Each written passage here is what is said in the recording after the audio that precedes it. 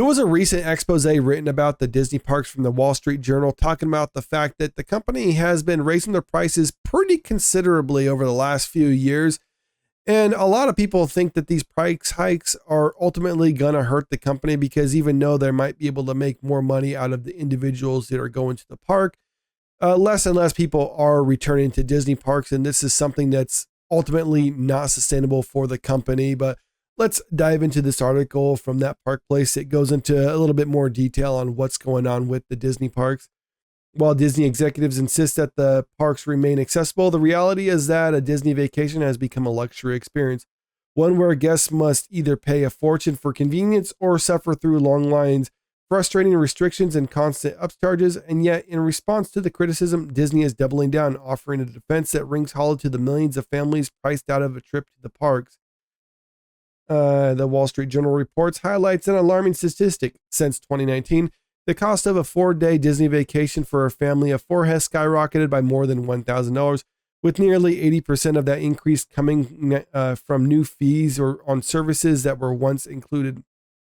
Now, a family of 4 going to a Disney park, I don't really know what to expect. I would think it'd probably be like $8,000 to $10,000. Maybe that's a high one, but let's say $8,000 for a family of 4. Spending 4 days at a Disney park. I mean, that's quite a bit already, especially in this economy. Now you add another $1,000 onto that. That's asking quite a bit right there. I mean, even though they're already spending a bunch of money, a lot of people would think like, well, they can afford to spend a little bit extra, and perhaps they could, but maybe some people are looking at that and thinking like, this just isn't sustainable for us, or we're just not able to afford that. So we'll have to find some other options. But this last part right here in the paragraph, 80% of that increase coming from new fees and services that were once included. I think that's the worst part about this, because obviously hotel prices, ticket prices, those are the big things that people look at when they're pricing a vacation like this. And you're going to expect some increase on that as time goes on, but starting to charge more for some of the things that were already included is almost a way of concealing the fact that you're raising prices, and people don't really see those until they actually go there. And then once they go to the park and then see how things have gotten more expensive, or they're having to pay for something that they previously didn't have to pay for, well, then you're going to get a lot of people who are thinking like, well, maybe we enjoyed our vacation now, but I don't want to come back if I'm going to have to pay for fast passes or anything like that. So some of the most egregious examples of them upcharging or whatever, the death of the fast pass, like I just mentioned. Once a free included in the cost of your ticket way to reserve ride times, it was replaced with Genie Plus, which became Lightning Lane Multipass, now costing up to $40 per person per day. One access to top tier rides, that's an extra $15 per ride. And Disney is basically just hoping when it comes to this, like, people are already spending a lot of money to come here. They don't want to miss out on some of their rides, or they don't want to have to spend all their time standing in line. So we're just going to do this sort of thing and nickel and dime them. And people are on vacation, just kind of like already like, well, I'm on vacation, I'm willing to spend extra money. But now people are starting to look at this ahead of time and thinking like, do I really want to spend that extra money to go to Disney parks?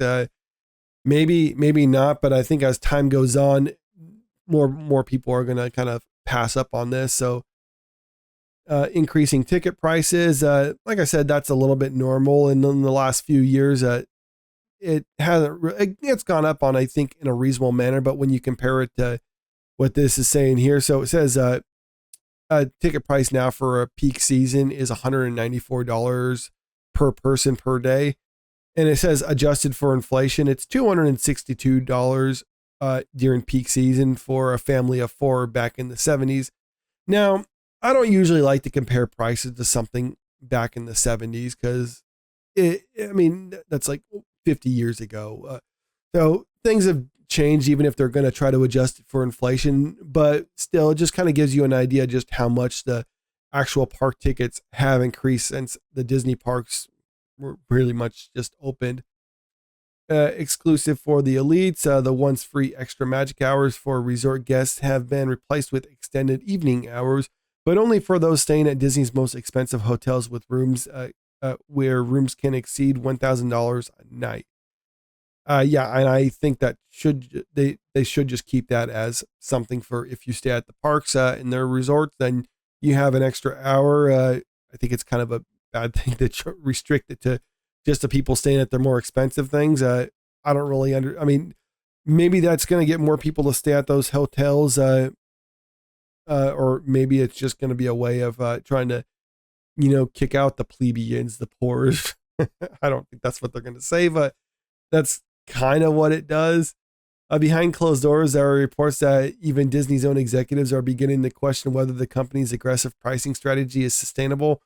Wall Street Journal reports that internal surveys show a decline in guest planning return visits, signaling that Disney may be trading long-term loyalty for short-term profits. And I think what really happened and why this came about was Disney was trying to cater to the Disney adults, the couples that have dual incomes, no kids. They can afford to spend a little bit extra on vacations like this. Disney picked up on this, like, well, let's try to find ways of getting more money out of these type of people. So they started nickel and diming this sort of thing. And as a result, the families that they were their bread and butter are now starting to think like, well, maybe we shouldn't go to a Disney park anymore. They might go at one point and then they see how much more it's expensive than it used to be in their previous vacation. They're like, you know what, maybe we should explore something else. Maybe there's other parks that we can go to instead. We've gone to Disney several times. Maybe we should give these other places a try. That might be better off for us. While attendance growth at Disney's U.S. parks slowed to just 1% last year, down from 6% the year prior, per guest spending continues to rise. And yes, that happens when you start charging more for individuals. You're going to get more spending per guest. Thanks to the extra fees, but this strategy comes with a risk. If Disney keeps squeezing every last dollar from guests, at what point do families simply stop coming? And that is going to be a thing right now. Disney's trying to figure out how much can we charge before we start losing guests, and that's when we have to stop. But they're thinking like once they slow it down, then it'll kind of like level off. Like, okay, we're charging more, guests start declining. Okay, stop there, and that's our spot right now. But I think it's more of a tipping point, so to speak, where once guests starts leaving, then that's the exodus right there. And they'd have to really drastically cut their prices in order to try to bring people back. Maybe that's not how it works, but that's a possibility. And Disney is risking a lot by operating in this manner. Some Disney insiders are reportedly worried that the company is relying too much on price hikes, fearing that families will choose alternatives like Universal, Busch Gardens, or even international vacations that offer more value for the same price or less. And I have this graphic pulled up, and it just goes to show like kind of a price breakdown. This is for a 4-day trip for 2 people at Disney World Resort and Disney Tokyo. And you can see the way they break down. This is just kind of more of a simple thing. It's not everything here. Let's see. They have a ticket or flight tickets, hotels, food, drink, transportation. It doesn't have some of the nickel and dime stuff like Fast Pass and other things like that because Tokyo Disney Resorts, I'm not sure if they have that. I don't think they do. I know they're operated by the Oriental Land Company, not necessarily Disney. So they're a little bit more free to implement things how they see fit. Like, for instance, in Tokyo Disneyland, they still have Splash Mountain instead of Tiana's Bayou Adventure because they're like, we don't want that. Everyone likes Splash Mountain. So why are we going to get rid of it? Yeah, Disney, why'd you get rid of it? But anyway, that's another thing entirely. If you look at the total, it's $5,500. And this is for people who are living in the US. It's $5,500 for 2 people for 4 days versus $5,000 if you were to fly to Tokyo. So just think about that. You can fly on the other side of the world and go to a Disney park cheaper than it would be if you were to go domestically.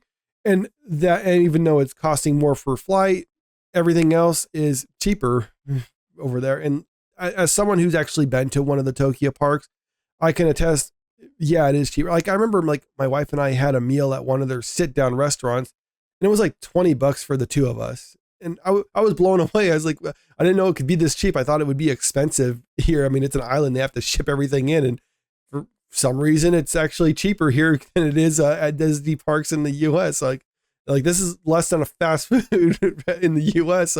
over there. I mean, there's actually a lot of truth to that. It's better off for families. I think looking at these prices are thinking like maybe it is better to go somewhere else. Universal's another option right there.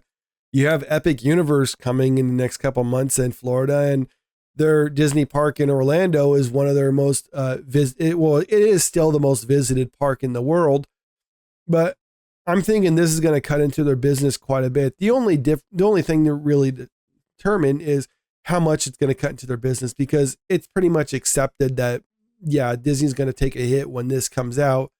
And since the Disney parks are a large portion of their operating income, and I believe Disney World is a large portion of their Disney park income, Disney's going to have some trouble on the horizon when this finally does open up, because they really just need it, and there's really nothing that they're offering in the next several years that would actually be able to get people to go to their parks.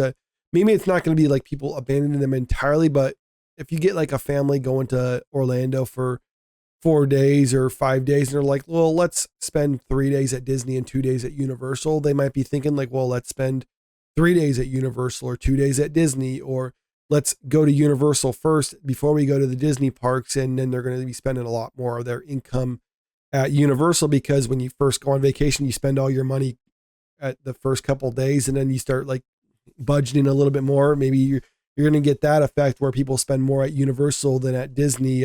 We don't know what's going to happen until it finally opens up, but I think Disney is kind of worried about it.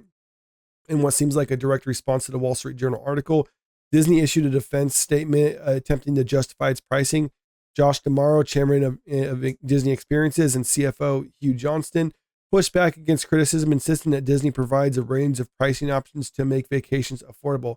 And that's the thing. Disney had pricing options in the past. Like, you could stay at the expensive resort hotels, you can stay at some of their cheaper resort hotels, or you can stay off-site for even cheaper than that. You have various options when it comes to tickets if you want to have extra hour and other things like that. But now they're what they're doing by saying like we want to make it affordable. Like, yes, they have pricing options, but all the pricing options basically shifted to being more expensive. So this really isn't a good defense, but I guess the only defense that they really have at this time, because what they have been doing is not good for them as a company. And as this article already stated, while they might be getting more money from the individuals who are going there than in previous years, they're getting less people going there, or at least their growth for their parks has been declining, and it's not good for them. And they understand this, but like I said, there's just really nothing they can do at this time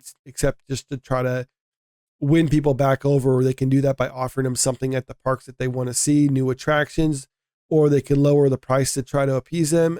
They've had special deals and stuff going on even during peak seasons, but so far it doesn't look like that's going to be enough to bring people back. And in the short term, Disney is going to probably make a little bit of money off of this, but in the long term, unless they change course, it's going to be detrimental to them as a company. But let me know what you think about this in the comment section below.